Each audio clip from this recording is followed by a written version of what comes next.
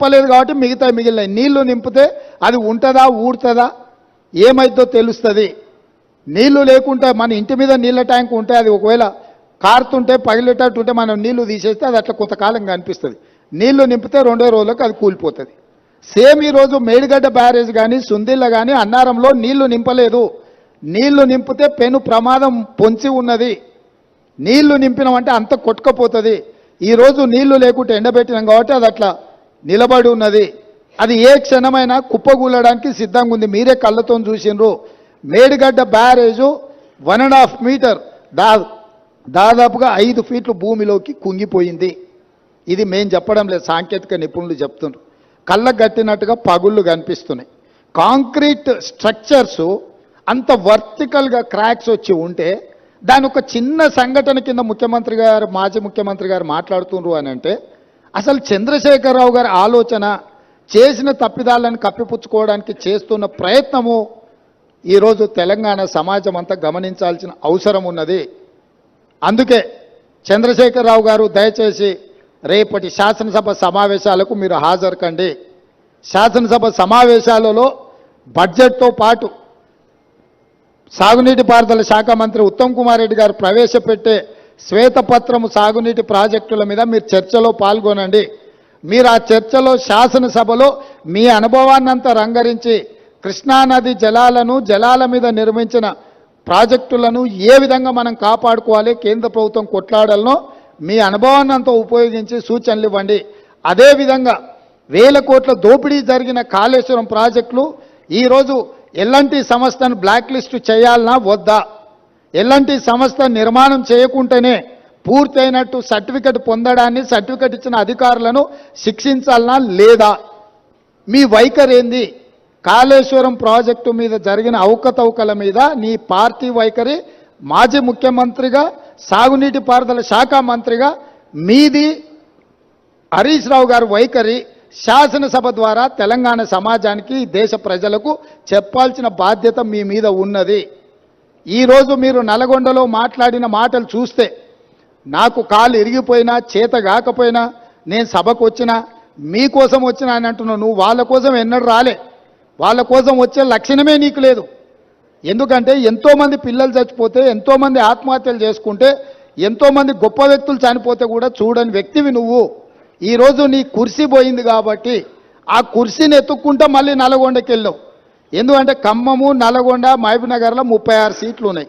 ఖమ్మంలో 10, నల్గొండలో 12, మహబూబ్నగర్లో 14. ఖమ్మంలో 1 సీటు గెలిచాడు, నల్గొండ 1 సీటు గెలిచాడు, మహబూబ్నగర్లో 2 సీట్లు గెలిచాడు. 36 సీట్లల్లో ఈ మొనగానికి వచ్చినాయి 4 సీట్లు. రేపు పార్లమెంట్లో పూర్తిగా కాంగ్రెస్ పార్టీ గెలవడానికి అవకాశం ఉంది కాబట్టి ఏదో రకంగా సానుభూతి పొందైనా నాకు కాలు లేదు, నేను అవిటివాడిని, నేను నడవలేకపోతున్నా అని అడుక్కోవడానికి, ఓట్లు అడుక్కోవడానికి వేసిన ఎత్తుగడ. ఈరోజు నువ్వు నల్గొండ జిల్లాకు నీ పట్ల సానుభూతి చూపించారు చంద్రశేఖరరావు. ఎందుకనంటే నువ్వు పచ్చిగా పట్టుబడ్డావు అవినీతి పరుడుగా. ఈ తెలంగాణను దోసుకున్నావు కాబట్టి నిన్న కుర్చీలకి వెళ్ళి దించిండ్రు. దించి 60 రోజులు కూడా కాలేదు, అప్పుడే అడుక్కునే పని మొదలుపెట్టిన అవతారం మార్చి. ఇప్పుడు ఎక్స్ట్రా ఏమొచ్చిందంటే వీల్ చైర్ వచ్చింది. ఒకప్పుడేమో మంచంలో వండుకున్నాడు నిజాం హాస్పిటల్లో, దాంతో సానుభూతి పొంది ఆ కథ 10 ఏళ్ళు అక్కడికి వచ్చింది ఆయనకు. ఇప్పుడు ఆ కథ పోయింది కాబట్టి వీల్ చైర్కి వచ్చిండు. నల్గొండకు పోగలిగినోనివి గా పక్కలున్న కూతవేటి దూరంలో ఉన్న శాసనసభకు రాలేవా? ఎందుకు వస్తలేవు? బండారం బయటపడుతుందనా, లేకపోతే పచ్చిగా పట్టుబడి నీ దోపిడీ ప్రజలకంతా అర్థమవుతుందనా? ఆయన ఏదో మమ్మల్ని భయపెట్టాలని చూస్తుండు. భయపడనని ప్రగల్భాలు వాడుతూ భయపడకు, రా సభకు రా. ఎవరొద్దంటారు నిన్ను? సభలో వచ్చి మాట్లాడు. నేను స్పీకర్ గారికి విజ్ఞప్తి చేసిన, చంద్రశేఖరరావు గారు వస్తే ఎంతసేపు మాట్లాడతాడో అధ్యక్ష మీరు మైక్ ఇవ్వండి, వారి అనుభవం అంతా ఉపయోగించి ఏం మాట్లాడతారో మాట్లాడండి. మేము కూడా విజ్ఞప్తి చేసినాం స్పీకర్ గారికి. స్పీకర్ గారు కూడా మీకు స్వేచ్ఛగా మీ పార్టీకి మైక్ ఇస్తున్నాడు, ఎక్కడ మీ మైక్ కూడా కట్ చేయలేదు. కాబట్టి ఈరోజు ఈ కాళేశ్వరం యొక్క అవినీతి మీద ఇంతమంది పర్యటన ఉంది కాబట్టి ఈ అవినీతి మీద చర్చ జరగకుండా ఉండడానికి నల్గొండలో కేసీఆర్ గారు సభ ఏర్పాటు చేసుకున్నారు.